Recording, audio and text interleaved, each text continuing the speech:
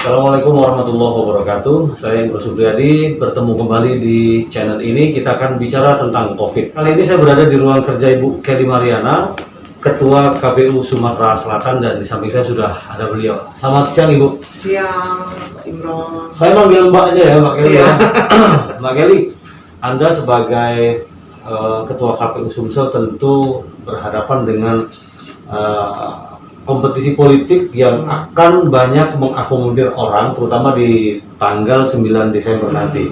Nah, tapi jauh saya bicara tentang bagaimana nanti imbauan Ketua KPU ke tanggal 9 Desember, ini dari KPU Sumsel sendiri apa nih upaya-upaya sosialisasi tentang antisipasi COVID ya? Ya, jadi sejak SK KPU nomor 273 itu dikeluarkan, itu adalah SK tahapan lanjutan pemilihan serentak 2020 di masa pandemi COVID-19.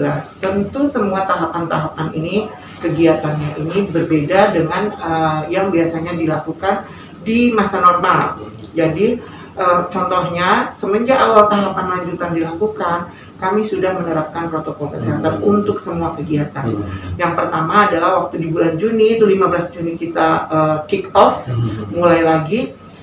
Itu adalah verifikasi faktual calon perseorangan di 3 kabupaten, Oku Timur, Musirawas, dan Musirawas Utara.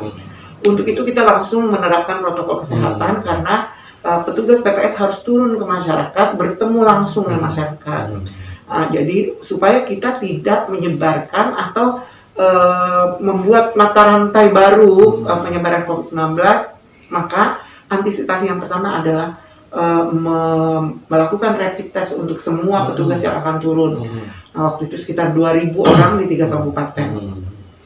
Ketika turun pun mereka dilengkapi dengan alat APD, mulai dari sarung tangan, masker, face shield. Kemudian mereka waktu turun mereka diukur suhu tubuh, dilengkapi dengan hand sanitizer, dan mereka pun tidak disarankan untuk berjabat tangan. Itu salah satunya. Kemudian yang kedua, kegiatan KPU yang berikutnya yang langsung ketemu dengan masyarakat juga adalah pada saat coklit. Coklit itu pemutahiran data pemilih, pencocokan dan penelitian, di mana 5.453 PPDP, petugas pemutahiran data pemilih, turun langsung ke masyarakat, door to door, menemui masyarakat untuk mencocokkan data yang ada di mereka dengan data orang yang ada di rumah masyarakat. Jadi mereka benar-benar ketemu langsung, dan sama protokol kesehatan itu dilakukan persis sama waktu kita turun verifikasi faktual. Jadi untuk menghindari agar tetap terlindungi baik penyelenggara yang turun maupun juga masyarakat yang didatangi. Nah, untuk semua kegiatan sampai nanti 9 Desember pun demikian. Jadi kita menerapkan protokol kesehatan pencegahan penyebaran COVID-19. Oke, ini kan sudah dilakukan oleh KPU ke beberapa lembaga yang sekarang mengikuti proses politik pada 9 Desember. Kalau di kalangan elit ya, mungkin tidak terlalu sulit untuk mereka kan juga punya pendukung nih. Nah, dari KPU itu gimana untuk memberikan pemahaman kepada para pendukung nih? Ya, nah jadi sebenarnya kemarin kita kecolongan sedikit ya.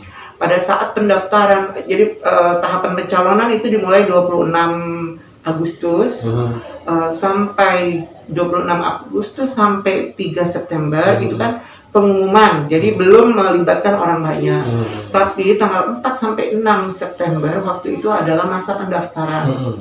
Memang di situ ada larangan di PPP KPU bahwa yang boleh hadir ke KPU itu pasangan calon, kemudian tim sukses, dan maksimum itu 50 orang. Oh, satu calon ya? Satu calon itu membawa 50 orang.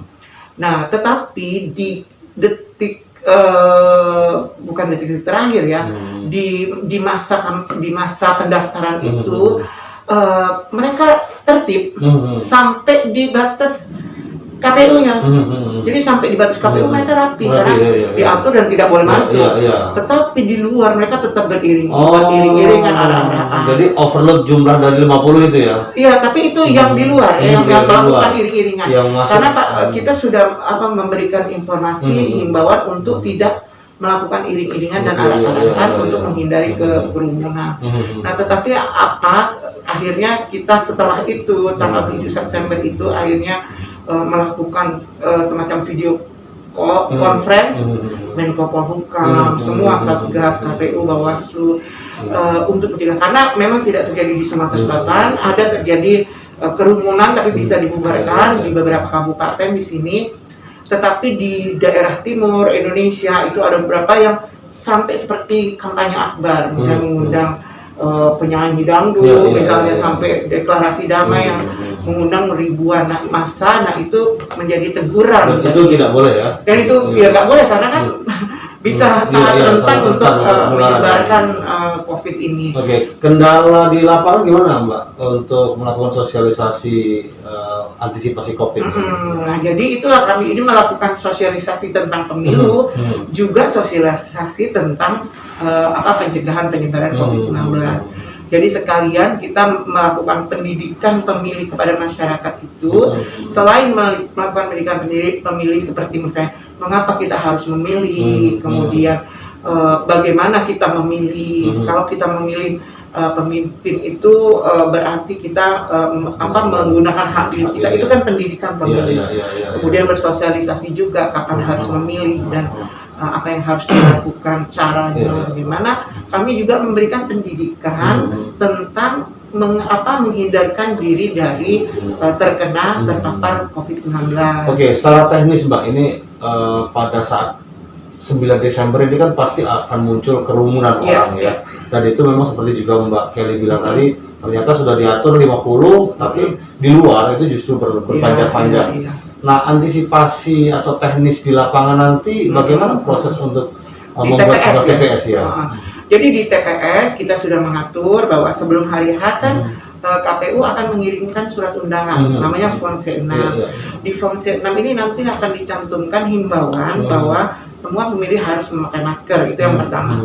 Kemudian apa yang disediakan di TPS? Nah, di TPS ini kita sudah berkoordinasi dengan Dinas Kesehatan untuk melakukan semprot desinfektan H-1 sebelum hari pemungutan. Itu yang pertama. Kemudian berkoordinasi juga dengan Dinas Kesehatan untuk melakukan rapid test kepada semua petugas KPPS. Jadi satu KPPS kan ada 7 orang, itu semua nanti di rapid test. Jadi kalau H-1?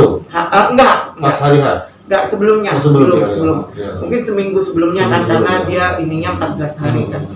Nah, jadi itu akan ada sekitar berapa ya kali 5.453 TPS kali 7. Bayanginlah, hampir 40.000 orang yang harus di rapid test. Itu baru petugasnya ya? Baru petugasnya. Nah, di TPS sendiri nanti akan disediakan sarana untuk mencuci tangan, dengan sabunnya tentu, kemudian ada hand sanitizer, dan wajib masker ya? Wajib masker. Kalau misalnya ada yang nggak pakai masker, kita kasih. Disediakan juga. Di lokasi ada masker gratis untuk para calon pemilih ya? Iya, ada. Dan itu memang salah satu memang kita cadangkan untuk di TPS.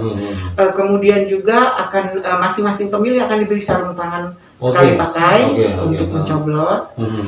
Kemudian juga ada termogan di sana yang setiap sebelum masuk ke dalam. Jadi TPS itu kan ada kayak masuk tempat duduk antri, terus masuk duduk ini maksimum 25 orang.